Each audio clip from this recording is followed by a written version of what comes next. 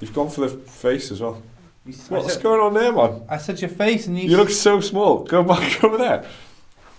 Should I do it for a bit? What? Look at that. Why is it done that? I don't know. That's amazing. EA's been making some big strides with its offerings to gamers recently. Origin Access, for example, is a great service that gives you a ton of games for a pretty fair price. Another great EA deal is On the House, or should I say, was a great deal. EA introduced the On the House program back in 2014. It gave out games on the house to anyone registered to the EA Origin platform on PC. The company gave out some 35 titles from 2014 to 2018, including some real gems like Dead Space, Mass Effect 2, Battlefield 3, and older classic titles like Theme Hospital and Dungeon Keeper. The company has now pulled the plug on the service, with the last free giveaway being Peggle back in April this year. Here's what an EA spokesperson told Polygon, quote, Origin On the House has been retired and games will no longer be offered through the program. This change won't affect any games players downloaded from the service prior to that date. Those are theirs to keep forever. The program's end coincides with the launch of EA's new Origin Access Premier service, which went live on Monday. Origin Access Premier gives access to new AAA EA games 5 days before launch date, and in US dollars costs $14.99 a month or $99.99 a year. It's a new higher tier version of the existing $29.99 EA or Origin Access program,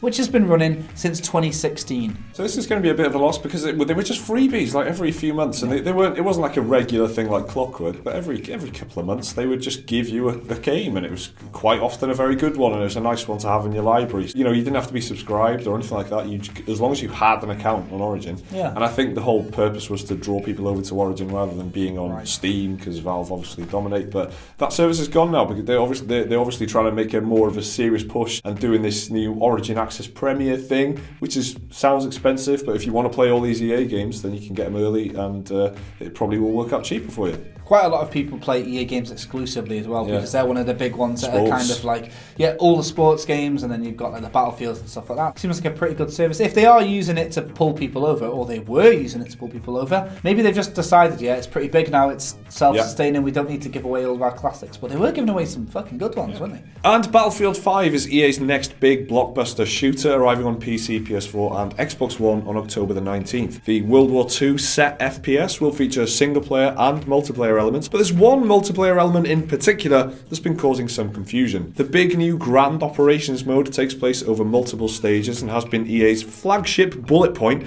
when talking about their upcoming game. Grand Operations is an expansion of the Operations mode that was in Battlefield 1, trying to simulate a campaign from the war rather than just one battle. Each round has its own specific objectives, and performance in each stage will influence the next. But some frustration emerged online last week after someone realised that back on June the 9th, EA had said that Grand Operations wouldn't be in the game at launch. At some point during E3, EA had published an article that said Grand Operations would arrive shortly after launch. At the time of recording, the Wikipedia entry for the game even says that Grand Operations will not be available at launch. Well, EA has just published an update to this that reverses that announcement. Quote, a previous version of this article stated that Battlefield 5 Grand Operations would be available shortly after launch based on development plans as of June the 9th, the date the story published. The article has been updated to reflect that Grand Operations will be playable at launch, and that's part of Tides of War. Tides of War is what EA is calling its plans for free post-launch content. And if you're one of our Welsh viewers, not like Granddads of War, like, I guess Tide is like Welsh for Grandad. That's the one for the lads, that.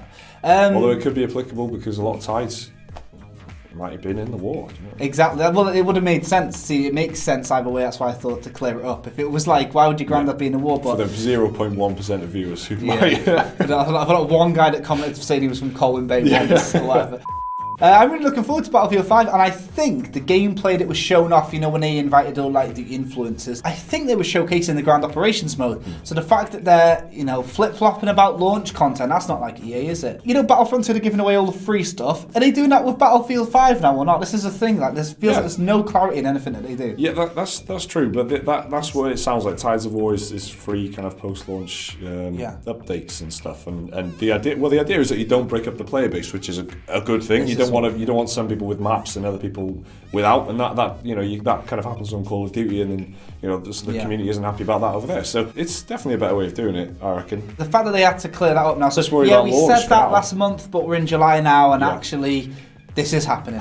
Things must have come forward a long way in just over a month, almost 2 months to be fair, for them to change what they thought would be the case, because they thought originally that it wouldn't be finished or whatever by the time the game comes out, but now they think, it will be in the game when it's launch day. So who knows? And cross-platform functionality in games has become pretty popular thanks to the success of games that support it, like Fortnite, Minecraft, and Rocket League. The idea is picking up steam with developers and publishers for their future games, and EA are one of those companies looking to get in on the action. During a recent earnings call, EA CEO Andrew Wilson was asked if Battlefield 5 and future EA games will support crossplay between different consoles. While he wouldn't outright confirm anything, Wilson did say crossplay is something EA are looking into, and it will play an important part in future developments.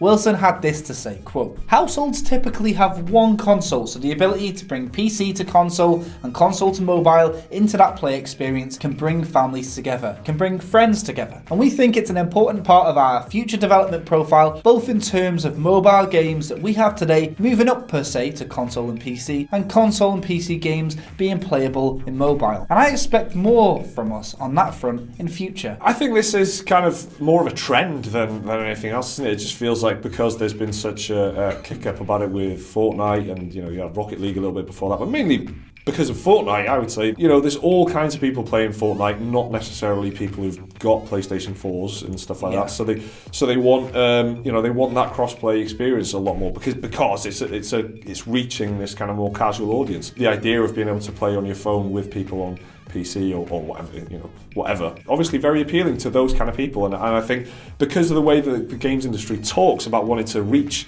they've got 200 million HD gamers, they call them, and they want to reach the 2 billion that are on mobile. This is the kind of thing that will help them do that, because it helps bridge the gap from being like a casual gamer to someone who'll spend a lot of money in something like Fortnite. So it's a no-brainer for them, and it is kind of a nice idea, like you're saying there. If you've got multiple people in your family who want to play the same game, but you've only got one console in the house, cross-platform could be a cool solution. Yeah, it's like going towards this is like the first steps we're seeing of this whole make everything Netflix, make everything service. So that $15 a month thing that they've just brought in, EA Origin Access Premier or whatever it was called, that is $15.99. It sounded like you made that up, but that is actually exactly. That's what it's called. Any those words in any order is applicable, but that $15.99 a month seems a lot more appealing if you're buying it for your family or friends and you can all play it everywhere. So I guess that's the plan, try and make their games accessible everywhere and then start charging a monthly subscription. We know that that's the way that they want this to go. EA and we've just done videos on it recently about how that's the dream, the streaming kind of thing is really what they want, and you're right, this is totally fleshing right. out that idea. This is all part of it. So I guess I should apologise for sounding like some kind of Krogan dying from the genophage. Is that an insensitive joke to the Krogans? I don't know, but I apologise. I'm ill, but here I am, soldiering on anyway. I should ask you a question about EA, I suppose. Did you ever get a game on the house? Did you get an on the house game? What was your favourite one? Mine was Dead Space, even though I already owned it. It's the best game ever. Let me know what your pick was down in the comments. Remember to like and subscribe if you enjoyed the video. Should be another video right there if you want to watch that, and a link to Patreon if you want to support the channel. Thanks for watching. Apologies again.